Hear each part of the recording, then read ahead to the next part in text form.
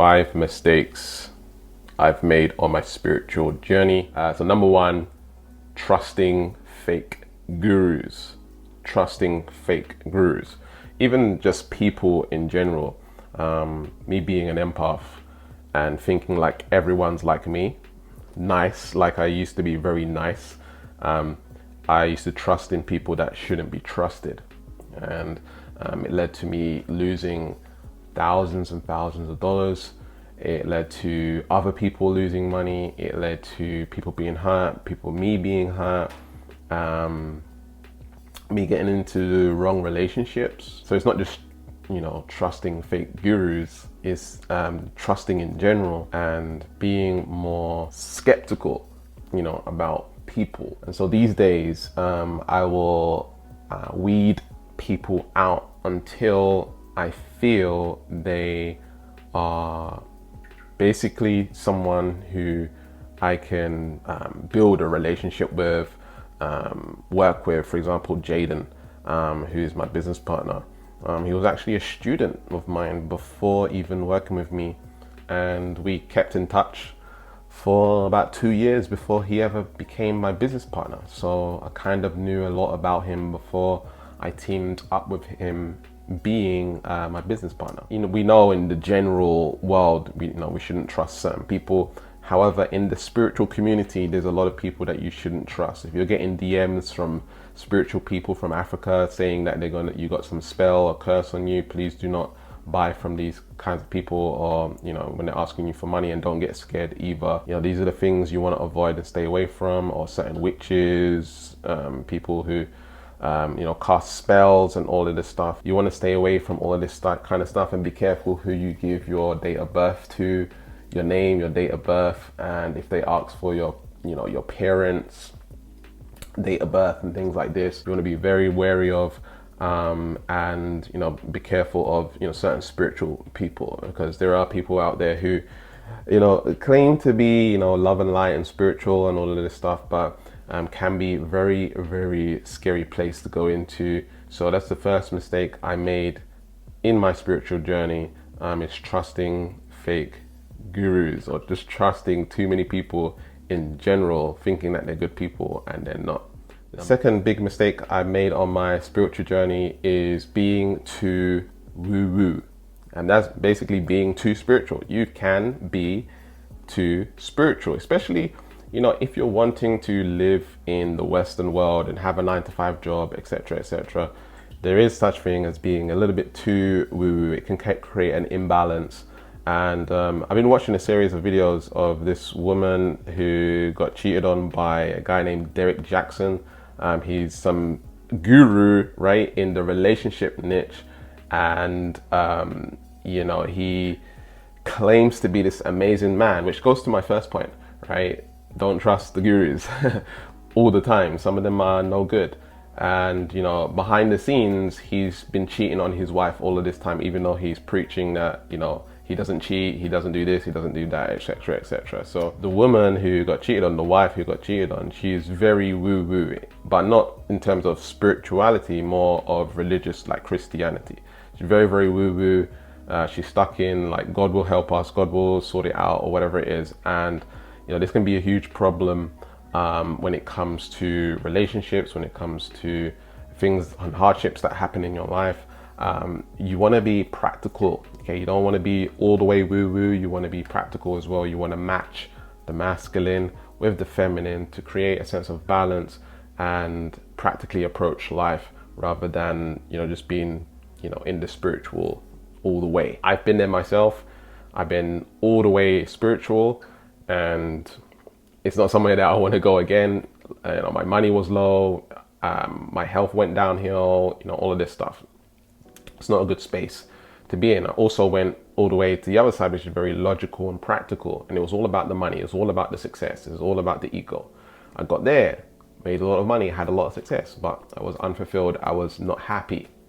And then I learned, you need to have balance, and balance is what created a real sense of inner peace, a real sense of power, and knowing who I should trust, who I shouldn't trust, and just ultimately creating the life that I genuinely feel that is balanced. The third spiritual mistake I made on my journey is trying to please the market too much. As you know, I am a speaker, I do YouTube, I'm an influencer, I help people, I make YouTube videos, right?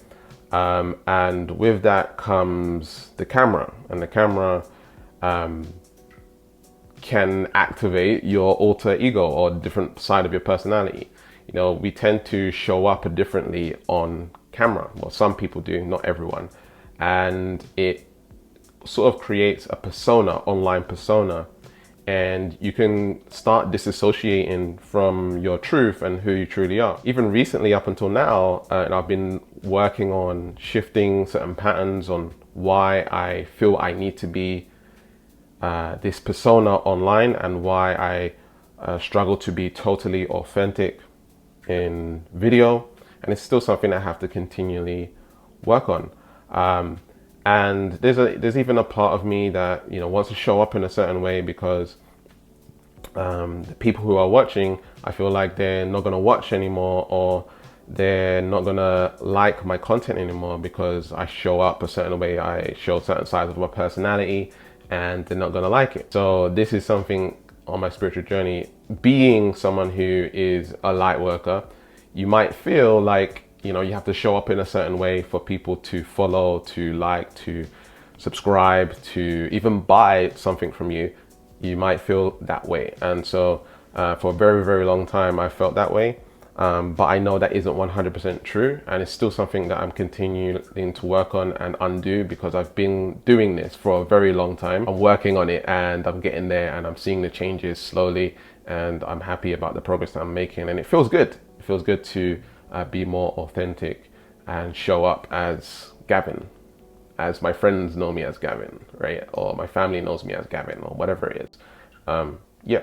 The fourth mistake I've made on my spiritual journey is not honoring the dark side, not honoring the dark side of myself, the shadow aspects of myself. Many people do this in the spiritual community. They're so focused on the positive, so focused on thinking positive, feeling positive, behaving positive, doing all this positive stuff, and not realizing that you actually disowning or dishonoring your negative side. And that's basically saying that you don't love that side of yourself, and it can create a sense of disharmony within your being.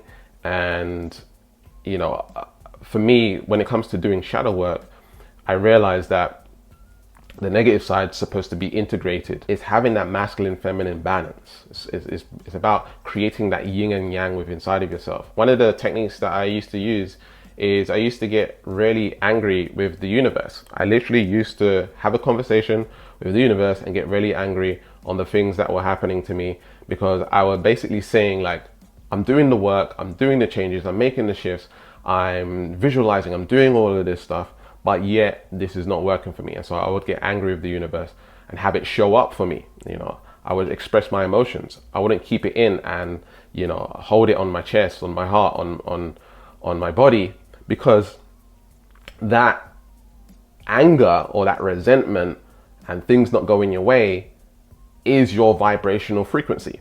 And so that's what you're attracting. Okay, if you don't let it go, if you don't let it out, if you don't express it, then it's going to stay within you, and that's what you're going to continue to attract.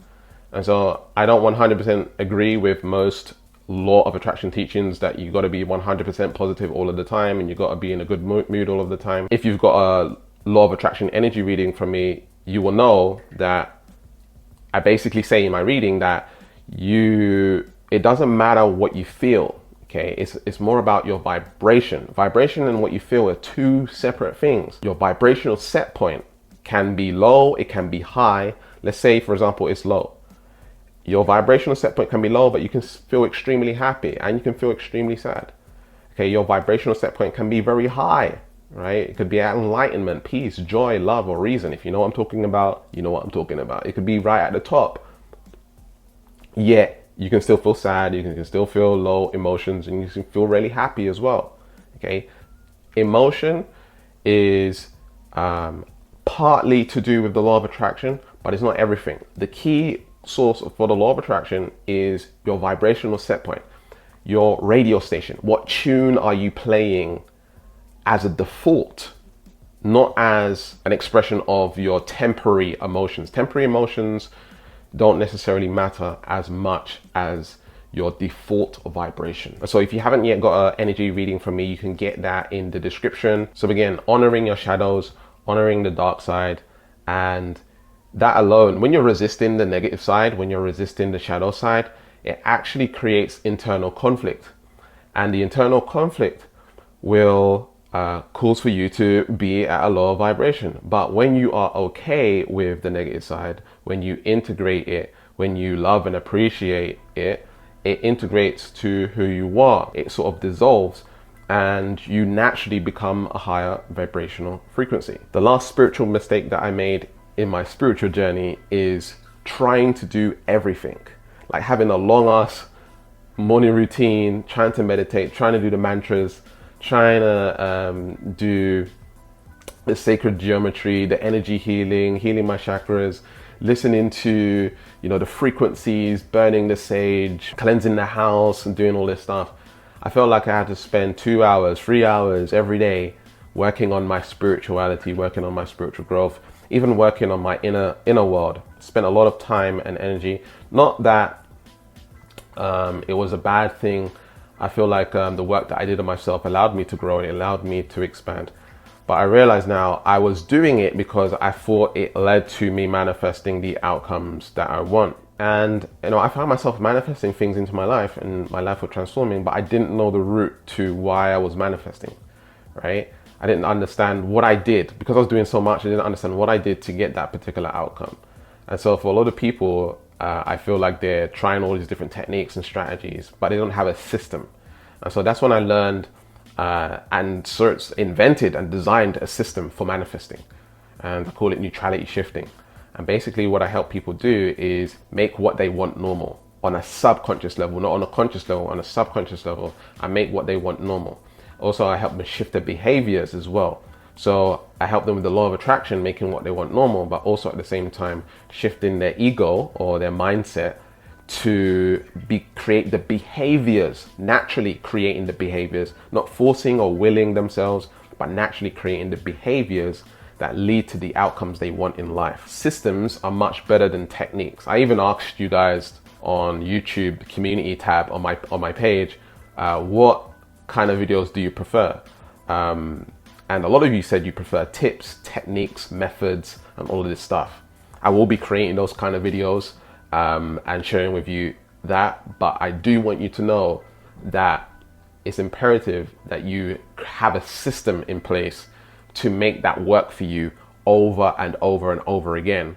It's better that you find something that works and use that system over and over and over again to create the life that you want. You can be yourself, be spiritual, and you don't have to do a lot of stuff in order to manifest what you want. It can be short and to the point, and then you can just let go and enjoy your life, enjoy your day, rather than trying to make it work, trying to make it happen, and stressing out about it. So I don't know if you know this already, but you have a vibrational set point, and right now we're offering a free energy reading and a manifestation diagnosis session where we determine your vibrational frequency, which is a short reading, a video created by me, and I determine your vibrational frequency and where you resonate at. And then you're going to be able to get a call along with that to basically dive deeper into the reading and find out all of your blocks, all of the stuff that's holding you back energetically, but also giving you the masculine side, which is the practicality, the actual steps that you need to take in order to manifest the life that you want. So if you want to go ahead and get that, the link will be in the description. And over here, check out this video on the sacral chakra and how to use the sacral chakra to begin manifesting the life that you want. And remember to keep learning, keep growing, keep expanding, and I'll speak to you soon. Peace.